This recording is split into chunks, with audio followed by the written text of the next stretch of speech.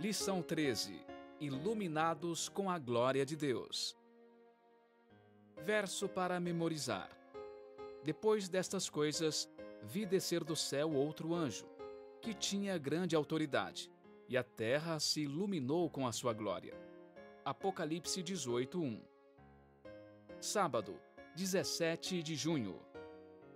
Cedo ou tarde, os eventos finais se desenrolarão.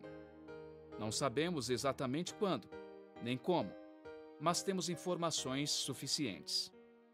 Haverá algum tipo de legislação que irá impor a observância do domingo, em contraste com a guarda do quarto mandamento.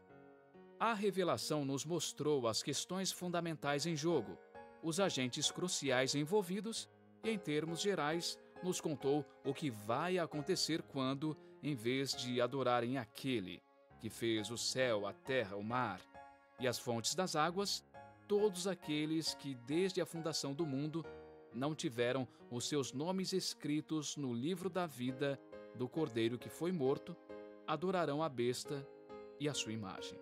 Em outras palavras, todos que escolheram seguir o Senhor Jesus e obedecer aos seus mandamentos terão seus nomes no livro da vida. Quanto melhor é estar no registro de Deus do que nos registros do homem. Deus levantou a Igreja Adventista do Sétimo Dia para pregar essa mensagem ao mundo. Assim, precisamos ser convertidos à verdade, como esta é em Jesus, e sermos transformados em novas criaturas pelo Evangelho Eterno, de Apocalipse 14:6, o qual está centrado na morte de Cristo, por nós, a garantia de nossa salvação nele.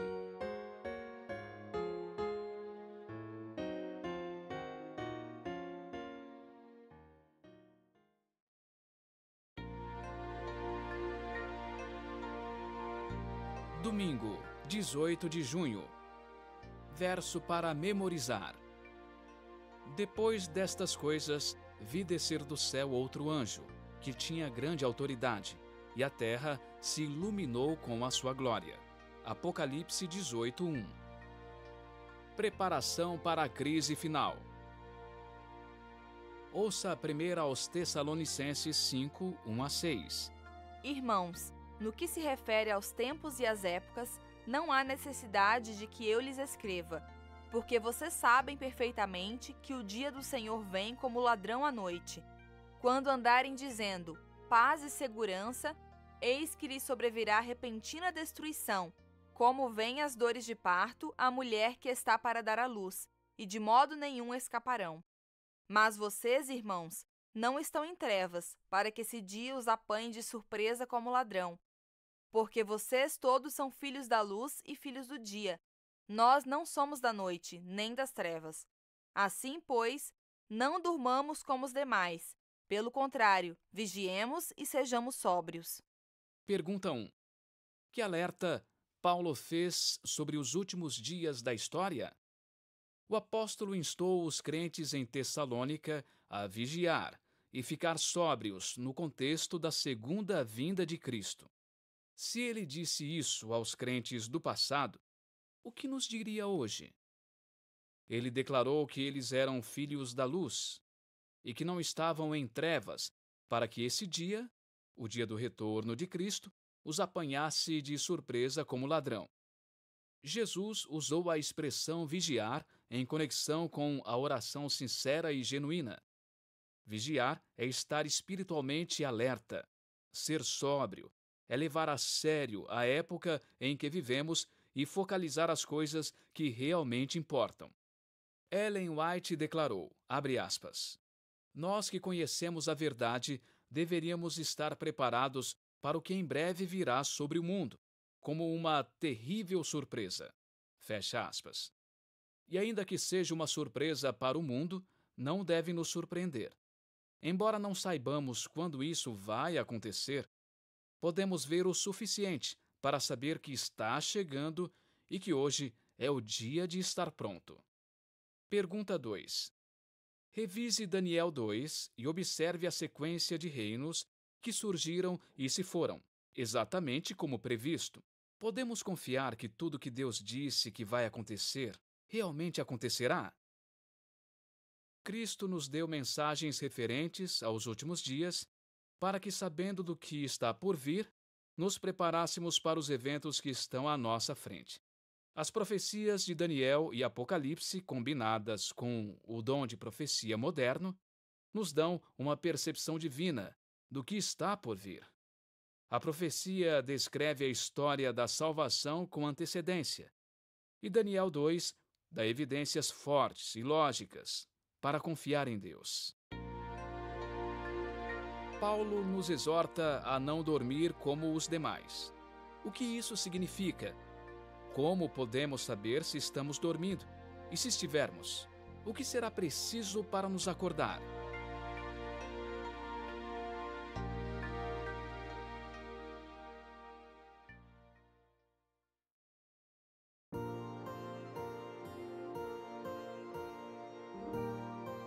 Segunda, 19 de junho. Verso para memorizar. Depois destas coisas, vi descer do céu outro anjo, que tinha grande autoridade, e a terra se iluminou com a sua glória. Apocalipse 18:1. Conhecer a verdade. Ouça João 8:32. Conhecerão a verdade, e a verdade os libertará. João 7:17. Se alguém quiser fazer a vontade de Deus, conhecerá a respeito da doutrina, se ela é de Deus ou se eu falo por mim mesmo. João 17:17. Santifica-os na verdade. A tua palavra é a verdade. Pergunta 3. Que promessas Jesus fez em relação ao conhecimento da verdade? Onde ela é encontrada? O último apelo de Deus ao seu povo é para fugir dos erros de Babilônia e caminhar na luz da verdade eterna da palavra.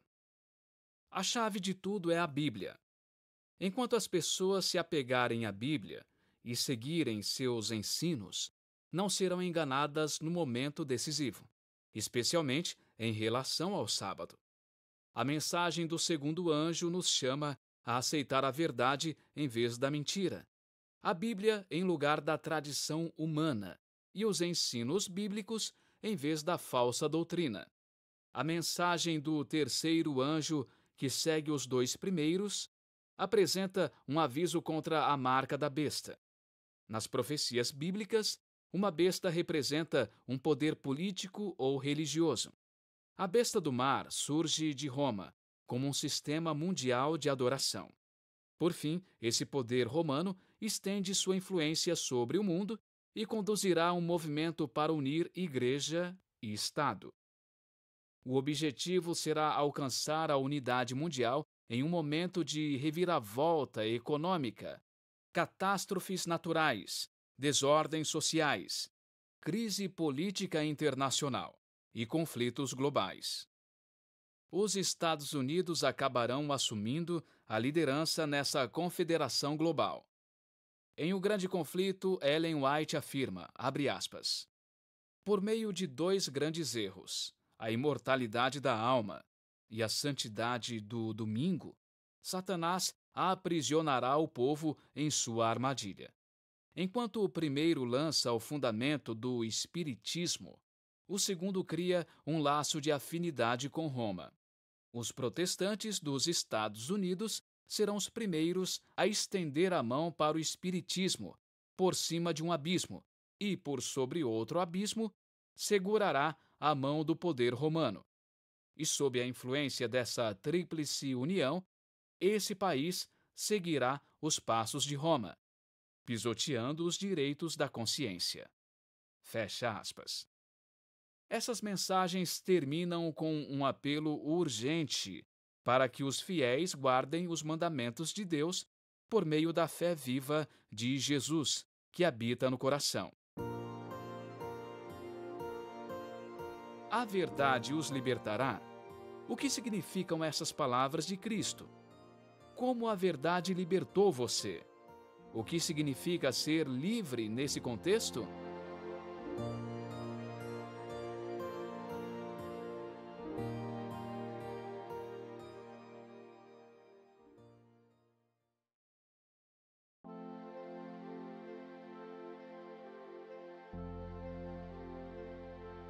Terça, 20 de junho.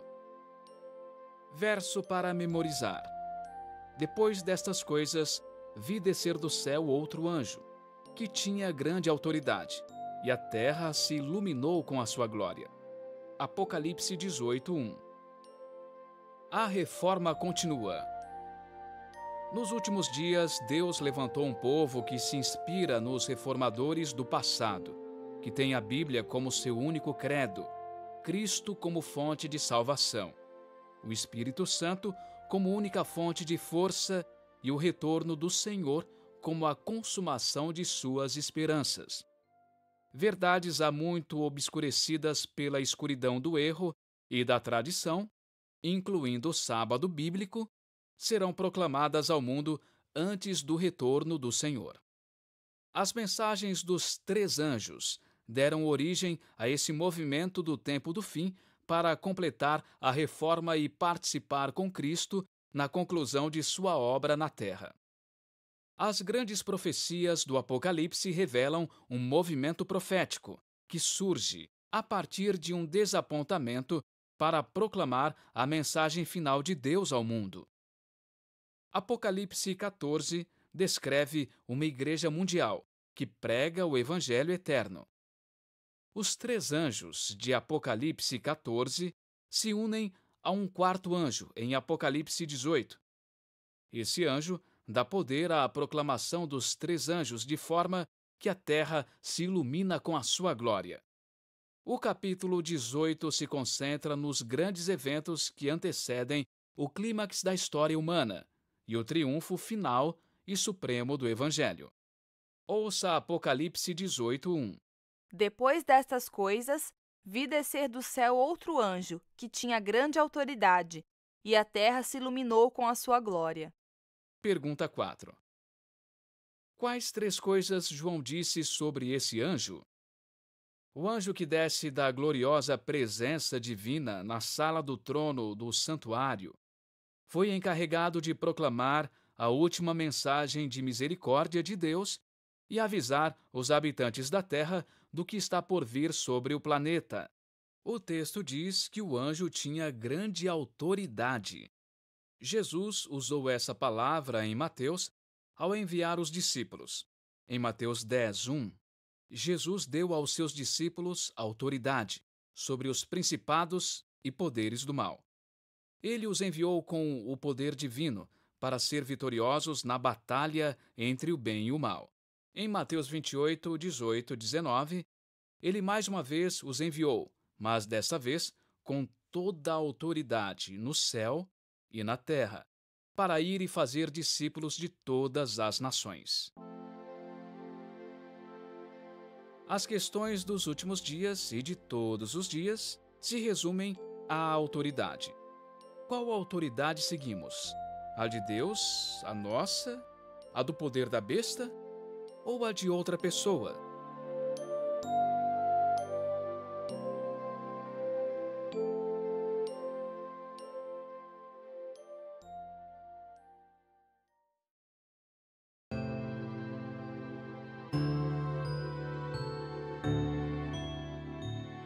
Quarta, 21 de junho. Verso para memorizar. Depois destas coisas, vi descer do céu outro anjo, que tinha grande autoridade, e a terra se iluminou com a sua glória. Apocalipse 18:1.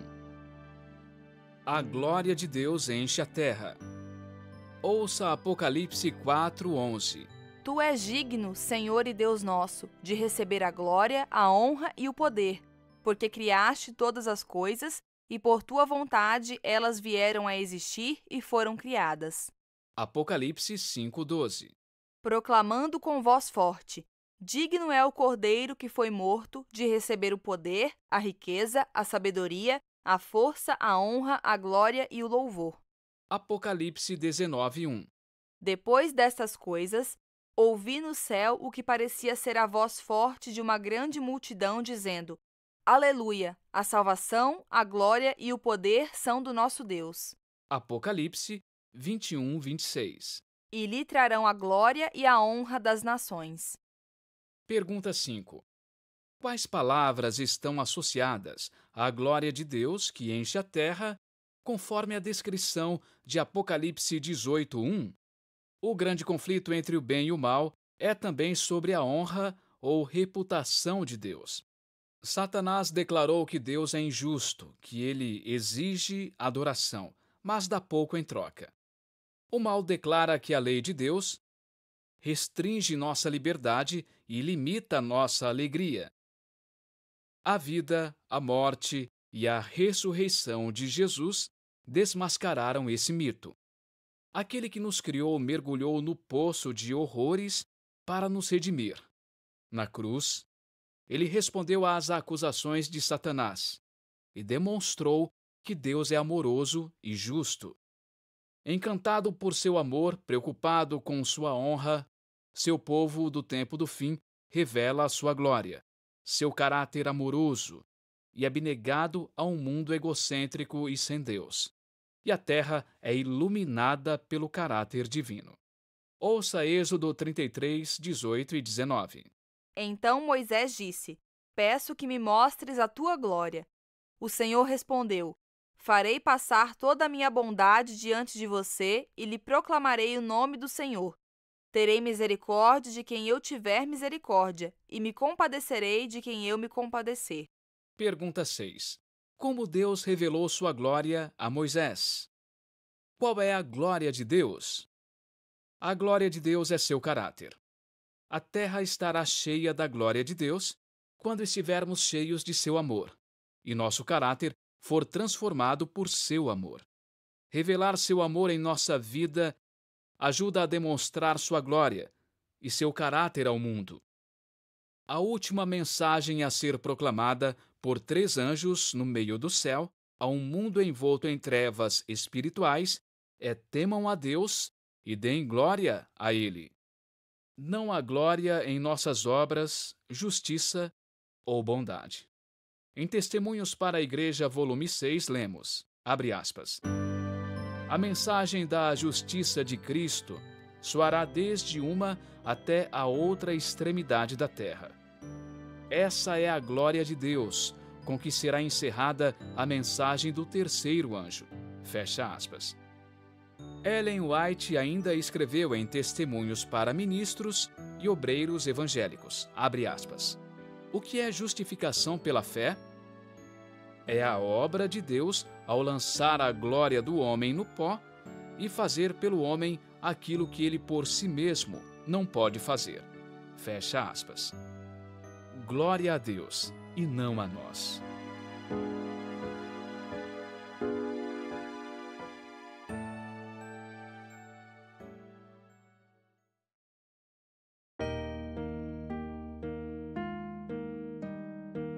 Quinta, 22 de junho. Verso para memorizar. Depois destas coisas, vi descer do céu outro anjo, que tinha grande autoridade, e a terra se iluminou com a sua glória. Apocalipse 18:1. O cordeiro que foi morto. Há muitos símbolos importantes no Apocalipse. Um dragão no céu, anjos voando no meio do céu, uma mulher montada numa besta escarlate, e assim por diante.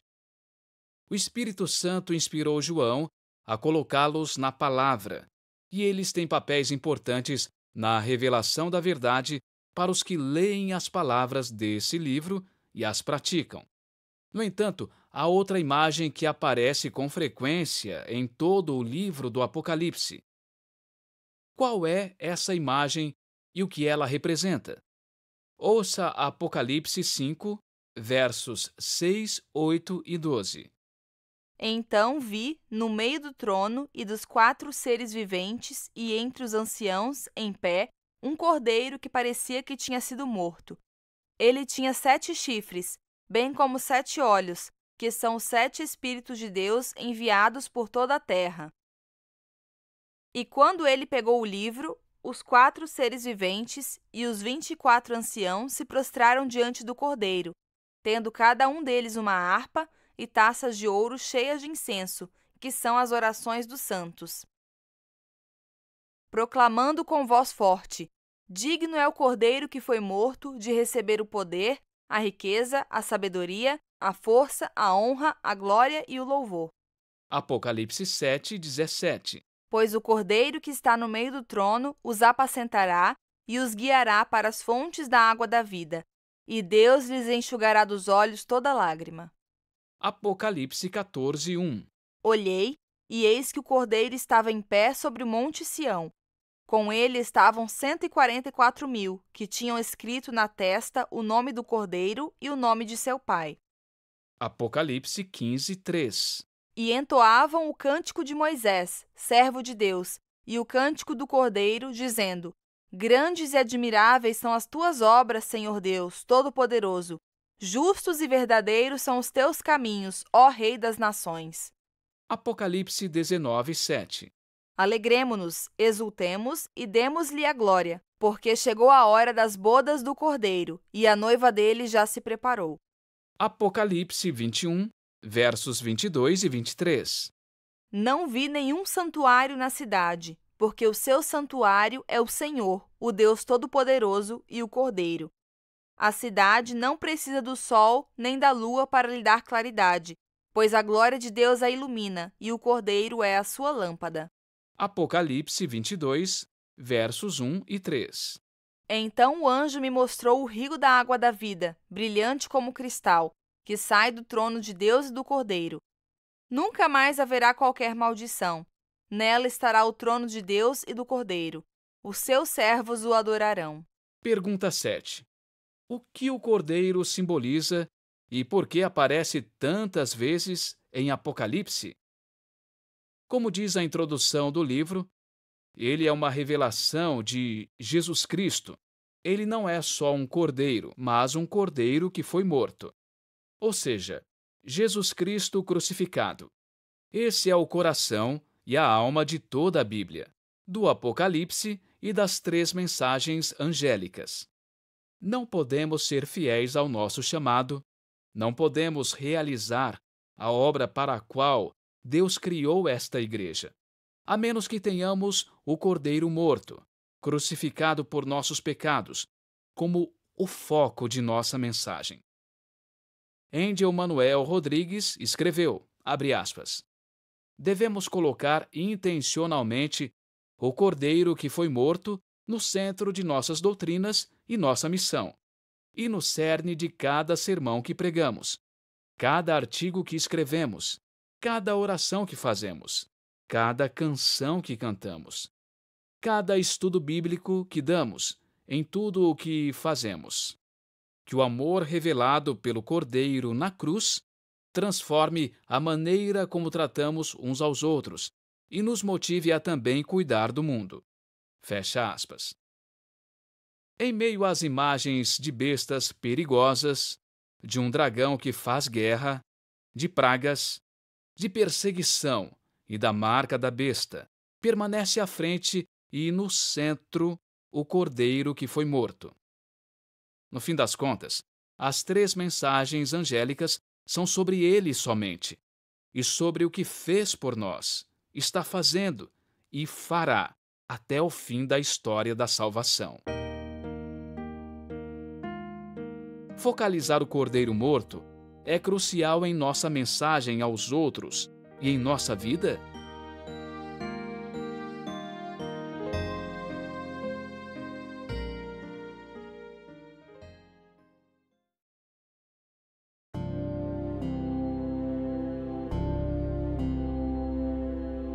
Sexta, 23 de junho. Verso para memorizar. Depois destas coisas, vi descer do céu outro anjo, que tinha grande autoridade, e a terra se iluminou com a sua glória. Apocalipse 18:1. Estudo adicional. Em um grande conflito, Ellen White escreveu, abre aspas, servos de Deus, com o rosto iluminado, irradiando uma santa consagração, se apressarão de um lugar a outro para proclamar a mensagem do céu. Por milhares de vozes em toda a extensão da terra, será dada a advertência. Haverá milagres, os doentes serão curados, e sinais e maravilhas acompanharão aqueles que creem.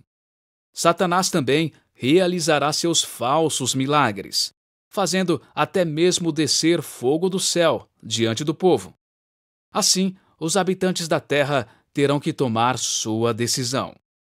A mensagem será levada avante, não tanto por argumentos quanto pela convicção profunda do Espírito de Deus. Os argumentos foram apresentados. A semente foi semeada, e agora germinará e frutificará. As publicações distribuídas pelos missionários têm exercido sua influência, mas muitos que ficaram impressionados foram impedidos de compreender completamente a verdade ou de prestar obediência a ela. Agora, os raios de luz penetram por toda parte. A verdade é vista em sua clareza, e os leais filhos de Deus cortam os laços que os têm prendido. Laços de família e relacionamentos na igreja não têm poder para detê-los agora. A verdade é mais preciosa do que tudo mais. Apesar das forças arregimentadas contra a verdade, um grande número de pessoas se posicionará ao lado do Senhor. Fecha aspas. Perguntas para consideração. Ellen White afirma que, abre aspas, a mensagem da justificação pela fé é a mensagem do terceiro anjo. Fecha aspas. O que isso significa? Ouça Apocalipse 14:12. Aqui está a perseverança dos santos, os que guardam os mandamentos de Deus e a fé em Jesus. Qual é a diferença entre guardar os mandamentos e o legalismo? Quando a obediência se torna legalismo? Alguém que não guarda os mandamentos pode ser legalista? Somos criticados ao falar sobre as bestas ferozes e avisos terríveis do Apocalipse. Deveríamos esconder uma parte importante da verdade? Que respostas você daria? Que acontecimentos mundiais poderiam conduzir aos eventos finais? Como ter equilíbrio entre estar ciente dos tempos em que vivemos e não ser pego em especulações infrutíferas sobre o que ainda não nos foi revelado?